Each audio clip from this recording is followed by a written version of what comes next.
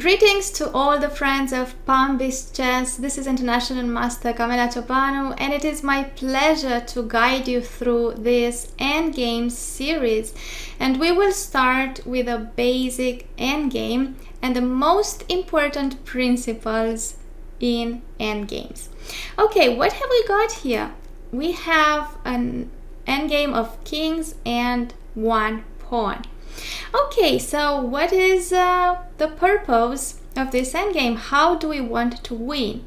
Well, obviously, we have only one pawn. We want to promote the pawn either to rook or to queen and then win the game by checkmate. Okay, so since we want to get our pawn to the last rank on the promoting square, Black will do his best not to allow this, and he will do it by continuously trying to keep the king in front of the pawn and blocking the promoting square. Okay, so what shall we do? Now we have to pay attention in this moment because depending on what we move, the outcome of the game can be either a draw or a win. Okay, and we want to win. If we push the pawn, it's going to be a draw because Black will manage to take the opposition. So basically the opposition is one king being in front of the other, and so forcing it to move on the side. Okay, so the winning move here is king to d4, taking the frontal opposition. We have an opposition on the file. It can also be on the side, okay, on a rank or on a diagonal.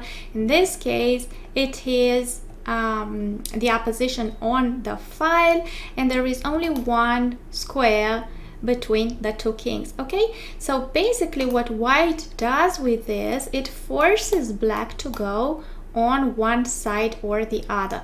Okay, in this case Black loses the control. Can you see?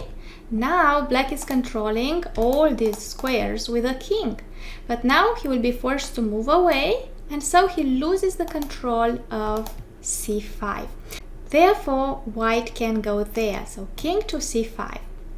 Okay, let's say that Black will take the opposition on the side, and in this case white can simply move the pawn, check, the king goes back, and now we take the opposition on the side. Okay, the king has to move away and we can push the pawn, and let's say that Black will try to block the promoting square, in which case we don't have to move the pawn because in that case Black will take the opposition, but we have to bring the king one in front of the other to force the king move away, and finally white will bring the king and control the promoting square. So whatever Black does, it cannot stop the pawn from pushing and promoting. Pay attention, do not promote to knight, do not promote to bishop, because in that case it will be a draw, but you should promote to queen or even to rook in order to be able to checkmate. Okay, let's go back. We said that from the start king to d4 is the best move. We said king e6, king c5, but instead of king e5, let's say that the king will go back. Okay, in this case we should take the opposition again, okay, and then move on the side. Good. Let's say that the king moves up. Now it's time to approach with a pawn.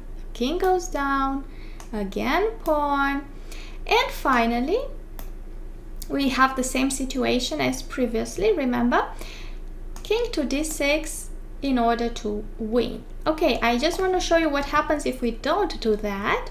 Okay, we can even switch. We flip the board.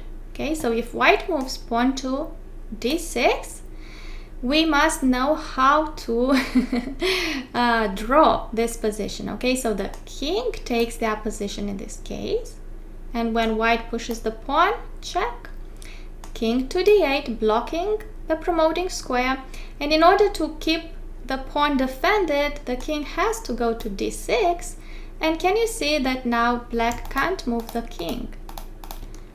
There is therefore a stalemate and so a draw.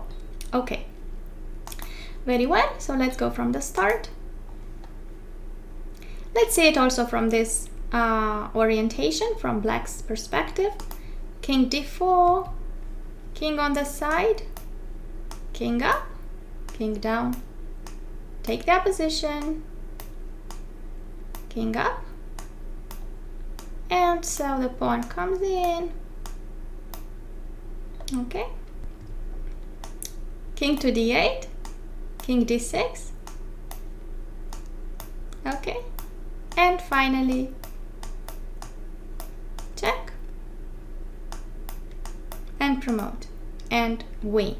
So let's remember that when we have an endgame with kings and one pawn, then we should take their position, make the king move away from the promoting square, take the control of the promoting square, push the pawn and promote it either to queen and rook so that we can win the endgame with a checkmate. Thank you so much for your attention, and I will talk to you in our next video.